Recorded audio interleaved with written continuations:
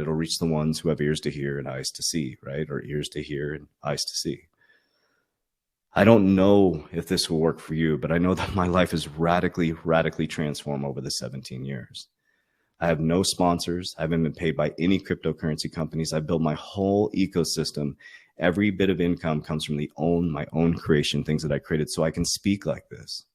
So I can speak about my faith in God.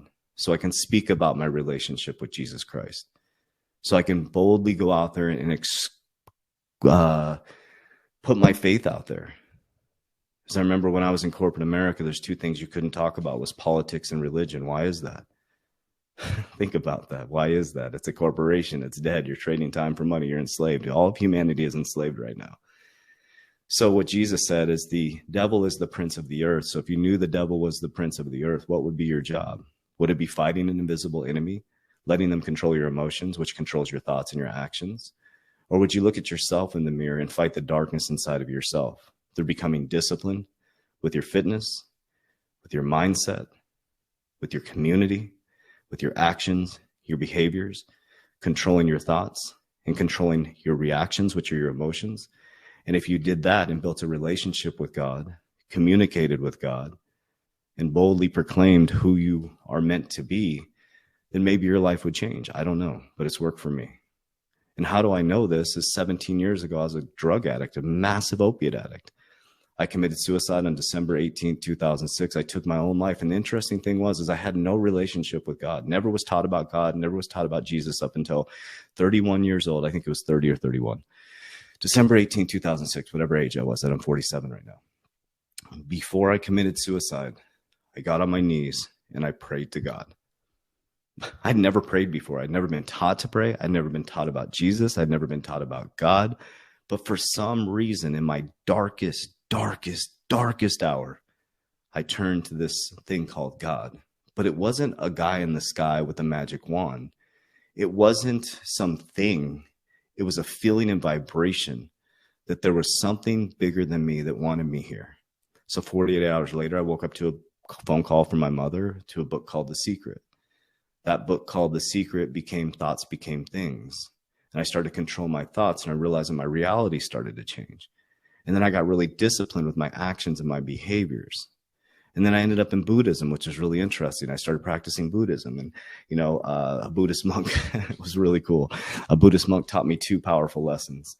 The first one is I was sitting in this tent. I can't sit Indian style very, very well. And everybody was sitting Indian style, and I was just kind of moving around. I couldn't get into meditation, right? He comes up to me, he goes, "What are you doing?" I said, "I can't sit Indian style." He said, "Why are you sitting Indian style?" I said, "Because everybody else is." And he goes, "So?" He goes, "What makes you comfortable?" I said, "Laying down." He goes, "Then lay down." And he walks by and he whispers in my ear, he says, "Always be you." Didn't hit me until a couple years ago. That was almost 16 years ago. Then we're doing walking meditation in the backyard. And it was like this thing where it was like everybody was feeling it. And all of a sudden I'm like, I feel it. I got it. I felt the sun on one side of my face and the breeze on the other. My monkey mind shut down.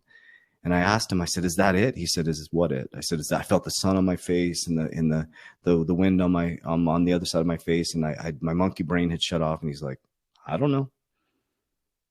And I walked out of Buddhism because he wasn't giving me the answer. And what I realized 16 years later, what he was saying is, number one, always be yourself. Who gives a shit what other people are parroting to you? Who gives a shit if you believe in God? Oh, someone's going to get mad at me for saying shit and God and things. So I apologize to those who it offends.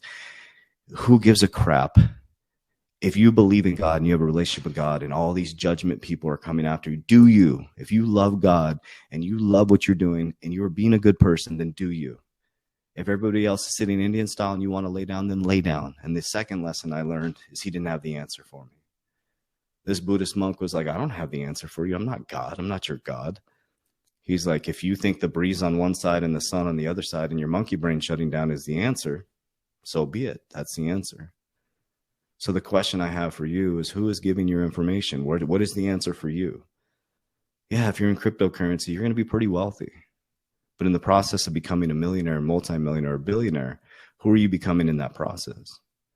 Ask yourself a question: the last 24 hours, what was your actions? What was your behaviors? What does your browsing history look like? What does your debit card transactions look like?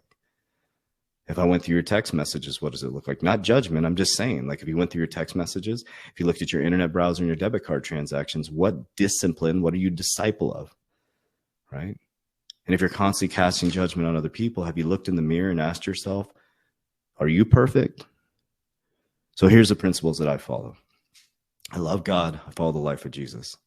Obviously, I'm not looking for followers or likes or comments, because if I wouldn't talk about this stuff, because somebody told me one time, but before I go into this, somebody told me one time in the recent past, they were an influencer, like, JB, you realize by it was when I came back from Peru last year, I think I really started to talk about, open up to my relationship with God, right? On my socials. They said, you realize that's gonna ruin your following, man. You don't talk about God. I said, why?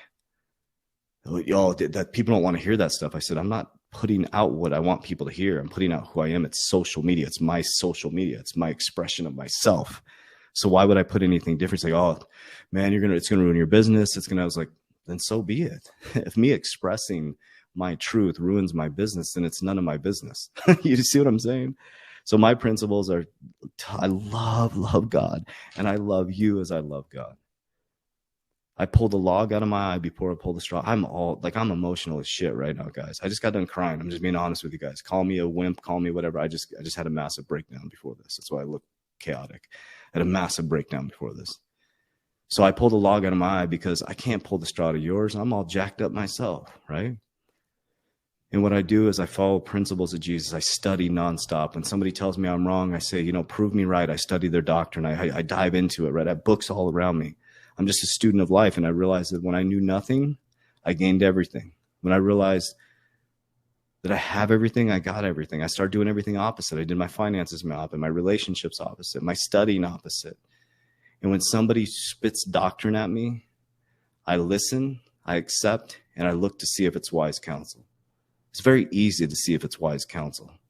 So I love you guys very, very much. I have no idea why. I just want to express that. I just came out of a massive breakdown, just being honest with you guys, being completely transparent. Be it that I'm weak or whatever it is, but I'm going through some stuff right now. Everything's okay, though. It's because humanity is transferring. I can feel it deep in my soul. I can feel the energy is so heavy for me right now, so heavy for me right now. And maybe I'm feeling it because I'm really diving into it. I'm putting that snake up on the cross and I'm diving into it. I'm studying and understanding why I feel this way. But I'm here to tell you something massive is coming. I believe it's going to kick off fourth quarter 2023. September, October, November, December is going to radically transform this world. The capital markets, I believe, are going to come collapsing down. I've been preaching this for a very, very, very, very, very long time. The energy frequency is changing. And if you don't have a relationship with God, however that shows up for you, I'd highly recommend you build a relationship with Source God. I highly recommend you build some family structure and some principles. I highly recommend you focus on the 3 things you can control: your thoughts, your actions, and your emotions. Your thoughts are what you think, your actions are what you do, and your emotions are how you react to the things that you are seeing. And if any person, media, person, human being, man or woman, can control your emotions, they have power over you. So I love you guys very, very much.